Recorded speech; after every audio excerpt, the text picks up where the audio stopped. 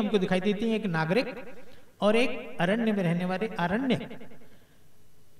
वे आरण्यक लोग गृहस्थ हैं, सन्यासी नहीं है, वैरागी नहीं है, केवल यह है कि प्रकृति के साथ रहते हैं, उसी के बीच में रहते हैं, सरल जीवन व्यतीत करते हैं।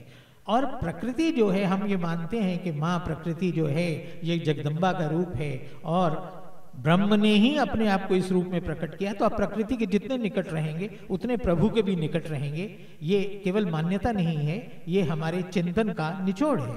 उस रूप में ये लोग वन में जो रह रहे हैं, ये वैरागी या सन्यासी हो ये आवश्यक नहीं है, लेकिन सिद्ध साधक मुनि ऋषि भी बीच बीच में आश्रम बना करके रह रहे हैं। तो उन ऋषियों को क्यों खाया जा रहा है? ऐसा कुछ नहीं है कि बाकियों को नहीं खाया जा रहा, और सचमुच उनको खाया जा रहा है या उनको मार करके उनकी हड्डियों का ढेर इसलिए लगाया जा रहा है कि एक आतंक फैले। आपको पता है कि आतंक का सबसे भय सबसे बड़ा उसका शस्त्र है। भयभीत कर दो लोगों को, आतंकित कर दो, उसके बाद कोई आप क्षमा कीजिएगा ये अभ्यासवश मुंह से ऐसे शब्द निकलते रहते हैं, आपको कोई क्यों रोकेगा? आप तो आतंक फैलाने नहीं जा रहे। मेरा मतलब कि जो आतंक फैला रहे हैं उनको भी नहीं कोई रोकता, क्योंकि सबको लगता है कि भाई अपना काम करो, इनसे कौन खामखा इनसे क्यों मत्था मारो, क्यों इनके साथ लड़ो, क्यों इनको रोको, अपने रास्ते चलो, ये जो कुछ करते हैं करने दो। उसके लिए आवश्यक होता है लोगों में भय का संचार, और भय का संचार इससे अधिक क्या होगा कि हड्डियों का ढेर लगा हुआ है और किसने मारा है, किसने खाया है, उसको किसी तरह का कोई दंड देने वाला कोई नहीं है। तो मेरा प्रश्न ये था कि ऋषियों का ही मांस क्यों? क्योंकि मैं जिन ऋषियों को देखता हूँ, सोचता हूँ, उनकी कल्पना करता हूँ, उनके चित्र देखता हूँ, मुझे तो लगता है कि बहुत सूखा मांस होगा उनका, कोई कोमल मांस तो है नहीं कि खाने में क्या स्वादिष्ट लगेगा।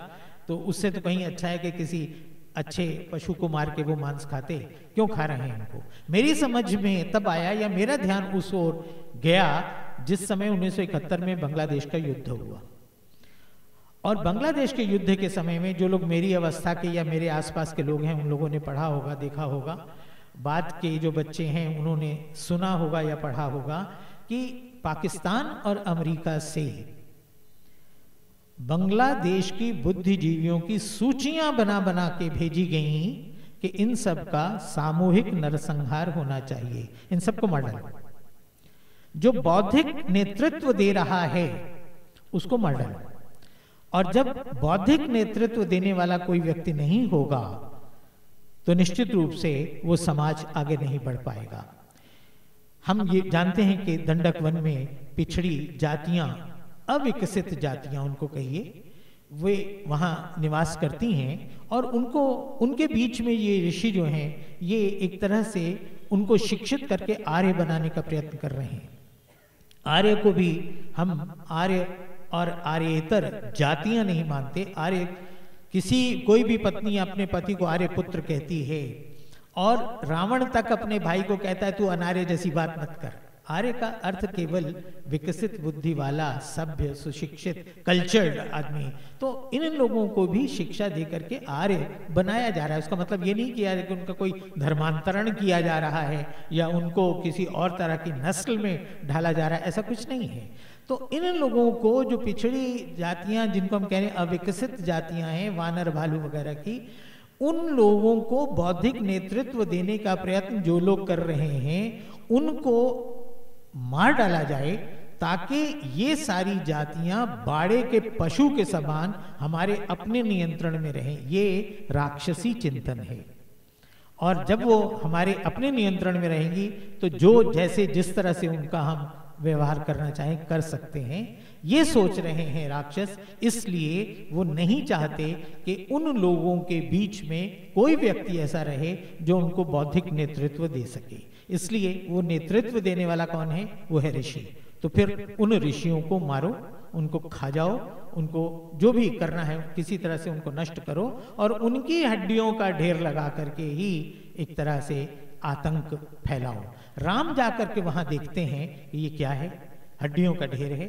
और एक बात जो ध्यातव्य है वो ये रेखांकित करके इसको कहना चाहूंगा कि जिस आश्रम में ये हड्डियों का ढेर लगा है, जिसके अंतेवासी या जिसके आसपास रहने वाले या जिसके संपर्क में रहने वाले ऋषियों को मारा गया है, खाया गया है, उस आश्रम का जो कुलपति है शरभंग मुनि, वो शरभंग जो है वो उस समय दाह, आत्मदाह उसको मैं कहूंगा, करके स्वर्ग जा रहे हैं। ऐसा दृश्य है राम के लगभग पहुंचते पहुंचते।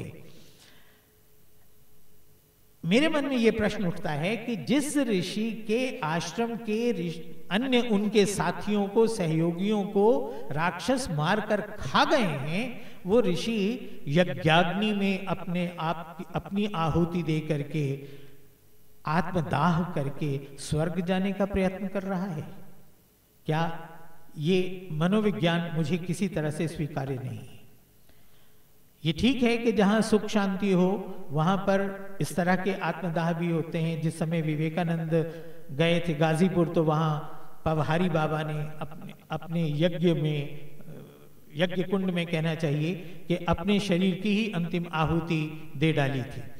तो ऐसा होता है, लेकिन जिस आश्रम के अन्य लोगों को राक्षस खा गए हैं, जिनको मार डाला है, उनका कुलपति जिसका काम है उनकी रक्षा करना, वो अपने स्वर्ग की बात सोचे, अपने मोक्ष की बात सोचे, अपने आप को इससे मुक्त करना चाहे, अपने आश्रम के उन लोगों को या आश्रम के आसपास के जो लोग हैं उनकी रक्षा की बात ना सोचे, ये बड़ी विचित्र बात मुझे लगती है। दूसरा कारण उसका ये है कि जिस समय राम वहां पहुंचते हैं, उनके पहले पहुंचने से पहले इंद्र भी वहां उपस्थित थे, लेकिन राम के आने की सूचना पाकर, राम के आने से पहले इंद्र वहां से भाग जाता है, चला जाता है कहिए, या अगर बहुत सम्मान से कहना हो तो कहते प्रस्थान कर जाते हैं वहां से। मेरे मन में दूसरा प्रश्न ये है कि जिस आश्रम में ऋषियों को इस तरह से मारा और खाया जा रहा है, वहां इंद्र की उपस्थिति होते हुए भी वो ऋषि मुनि क्यों राम से कह रहे हैं कि हमारी रक्षा करो? इंद्र से क्यों नहीं कहते, जो देवराज है, जिसके पास पूरी सेना है, जो सक्षम है, योद्धा है, सब कुछ कर सकता है, उसको ना कह करके वनवासी राम को, जो निष्कासित हैं, अपने घर से दूर हैं, जिनके पास ना सेना है, ना सत्ता है, ना संपत्ति है, ना खजाना है, ना कोष है, कुछ नहीं है, उसको क्यों कह रहे हैं? ये दो चीजें मेरे मन में मुझे बहुत व्याकुल करती रहीं, और मैंने प्रयत्न किया इसको खोजने का कि ऐसा क्यों है, ऐसा क्यों है।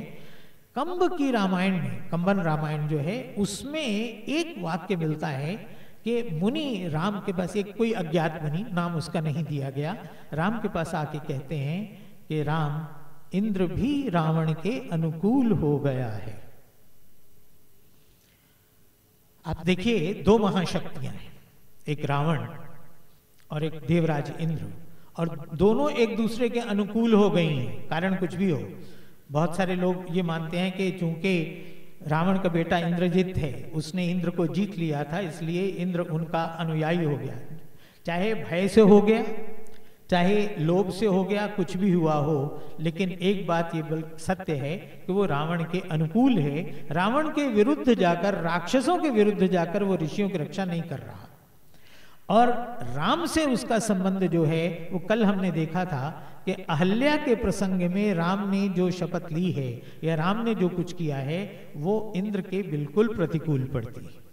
लोग इंद्र के भय से अहल्या का पक्ष नहीं ले रहे, और राम ने जाके अहल्या के चरण छू लिए और उनको सामाजिक सम्मान दिया। मैं ये मानता हूं कि शायद ये वाक्य कहना मैं कल भूल गया कि राम ने समाज की ओर से अहल्या से क्षमा प्रार्थना की कि आपके साथ जो अन्याय हुआ है, समाज ने जो अन्याय किया है, मैं उसके लिए क्षमा प्रार्थी हूं और आपके चरण छूता हूं, आपको समाज में एक सम्मानजनक स्थान देने की बात करता हूं, और अगर कोई विरोध होगा तो देखा जाएगा। और वो विरोध किससे होगा? वो इंद्र से होगा। अहल्या के प्रसंग में ये विरोधी हैं, यहां इंद्र भाग गया है, और इंद्र का बेटा जयंत, वैजयंत का बेटा जयंत जो है, कौवा बन करके वो सीता पर आक्रमण करता है। ये सारे प्रसंग यदि आप इकट्ठे करके देखें तो आपको पता चलेगा इंद्र और उसके पुत्र वैजयंत और उसके पुत्र जयंत, इनके चरित्र क्या है। यानी स्त्री के संदर्भ में वो कितने कामुक और कितने व्यभिचारी हैं कि पराई स्त्री को देख के वे भी उसी तरह से झपटते हैं जिस तरह से रावण झपटता है। तो दोनों में बहुत कोई अंतर रह नहीं जाता, विलासी और व्यभिचारी वो दोनों ही हैं। यहाँ वो ऋषियों की रक्षा नहीं कर रहा, इसलिए मेरे मन में ये बात आती है कि शरभंग का वो आत्मदाह, आत्महत्या, वो मोक्ष का प्रयत्न नहीं है। एक कुलपति जो कुछ कर नहीं सकता, जो अपने सामने अपने आश्रम के अंतेवासियों को, अपने शिष्यों को, अपने सहयोगियों को मारा जाता हुआ देख रहा है और कुछ नहीं कर सकता, वो उसकी अंतिम हताशा है ये कि ऐसे जीवन का क्या लाभ है। और राम के पहुंचते पहुंचते तक आत्मदाह वो कर लेते हैं। राम जब वहां पहुंचते हैं और उनको ये सारा कुछ मालूम होता है, ये सारी घटनाएं, एक और हड्डियों का ढेर, दूसरी ओर शरभंग का आत्मदाह, तीसरी ओर उस मुनि का आकर के कहना, बाकी लोगों का भी निवेदन कि राम हमारी रक्षा करो। वहां गोस्वामी तुलसीदास की जो पंक्ति है वो आप सबको याद होगी, निशिचरहीन कराऊं मही भुज उठाई प्रण की। ये पंक्ति, एक पंक्ति मैं चाहता हूं कि कोई जाकर के प्रधानमंत्री मनमोहन सिंह को सुना दे। क्या कहते हैं? ये नहीं कहते कि तुम्हारे शत्रुओं को मारूंगा, ये नहीं कहते कि आश्रम में से राक्षसों को मार दूंगा, ये नहीं कहते कि दंडक वन में से राक्षसों को मारूंगा, निशिचरहीन कराऊं मही, सारी पृथ्वी के राक्षसों को समाप्त कर दूंगा, इस मही को मैं निशाचर विहीन बनाऊंगा। और हमारी सरकार आज तक ये सोच रही है कि सिपाही भेजें या ना भेजें, उनसे लड़ें या ना लड़ें। अच्छा चलो मीटिंग कर लेते हैं, आ जाओ, क्या चाहते हो और पैसा दें, पैकेज लोगे। चाहे वो पाकिस्तान के आतंकी हों, कश्मीर के आतंकवादी हों, चाहे वो माओवादी हो, नक्सलवादी हो, सबके, चाहे वो आसाम का उल्फा हो या